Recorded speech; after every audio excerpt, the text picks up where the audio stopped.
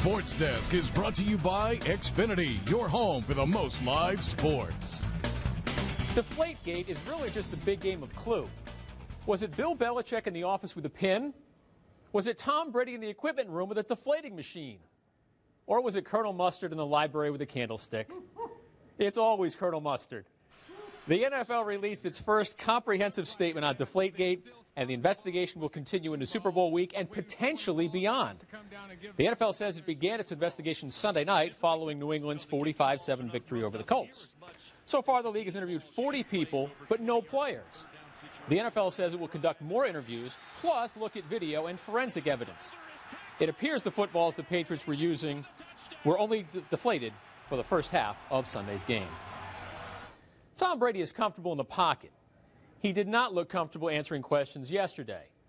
The three-time Super Bowl champion denies any involvement in deflating footballs. Many former NFL players don't believe him. Even the White House took a shot at Brady today. For years, it's been clear that there was no risk that I was going to take Tom Brady's job as quarterback of the New England Patriots. But I can tell you that as of today, it's pretty clear that there's no risk of him taking my job either.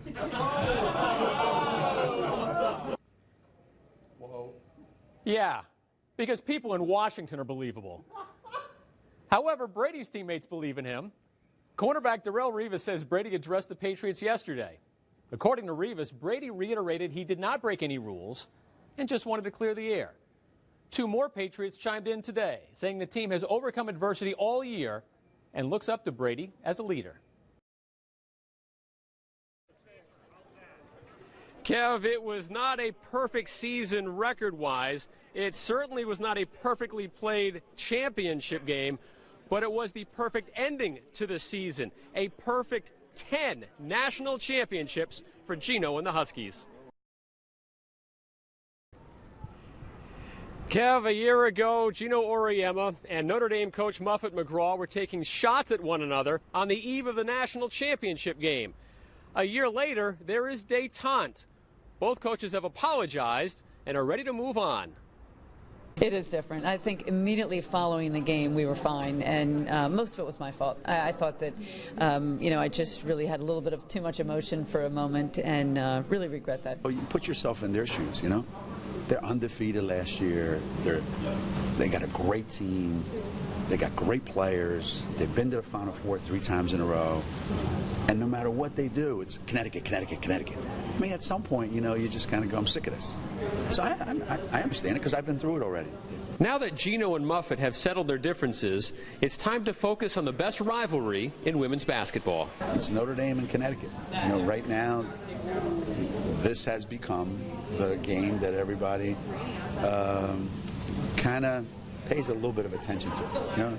You might not pay attention to a lot of games, but a lot of people pay attention to this game because, you know why? Because they started beating our butts. Even though UConn has beaten Notre Dame the last 2 times, Gino admits to feeling queasy as he prepares for the Irish. How do you feel? He feels nauseous about getting ready for this game. How do you feel? Well, I took a couple aspirin this morning myself. I think I don't feel that way though. I enjoy playing them.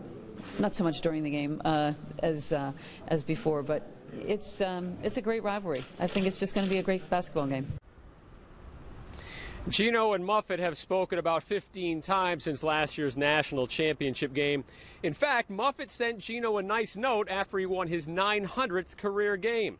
Gino and Muffet are both from the city of brotherly love, so it's nice to see a little bit of love and respect between the two. J.W. Stewart back live in Tampa, site of tonight's national championship game between UConn and Notre Dame.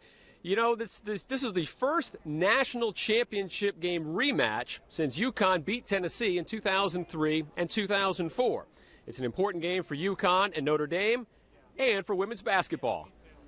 It's what everyone wants to see. Everyone wants to see UConn and Notre Dame again, and why wouldn't they? And I guess if we had to pick a team to play, we would pick Notre Dame just because of the rivalry that we've had over the past years. Even though UConn has won 3 straight against Notre Dame, the Fighting Irish insist things will be different this time. I think everyone's playing really well at the right time, and that's something that's very important when you play against any team. that everyone's playing well. Definitely when you play against UConn, you want to be healthy, you want to be focused, and our ability to make open shots. UConn is such a tough team. I mean, they're always a tough team, and, you know, they've got great size, and they're so disciplined. So, you know, I think that we just have to sustain all their runs and try to contain all of their players. I mean, they have amazing players on their team, just trying to contain them and make them take tough shots. There are no seniors in Notre Dame's starting lineup, but senior Madison Cable hit the game-winning shot Sunday against South Carolina. Connecticut's just such a great team, but you just can't be afraid to play against them. You can't be intimidated. You just have to go out and not be scared and play. Of course, the only stat that matters is UConn is 9-0 in national championship games. It's as easy as we have, like, iconic players. We have guys that when they get in that game, they think it's like their moment. They live for it. So they shine in those moments. So that's obviously a big part of it. You're not going to show up at the Kentucky Derby with a mule and think you're going to win. Gino admits that he's been stubborn as a mule sometime, but it's worked. 9 national championships, one shy of tying legendary UCLA men's coach John Wooden for the most in college basketball. The Hall of Famers met at a college basketball clinic about 15 years ago. I got introduced to him because I asked to be introduced to him. Just put his hand on my knee and patted it a couple times, and we talked for about 10 minutes, 15 minutes. He did all the talking. I just listened about basketball, about how, you know, he enjoyed watching the games and why I reminded him of when he coached.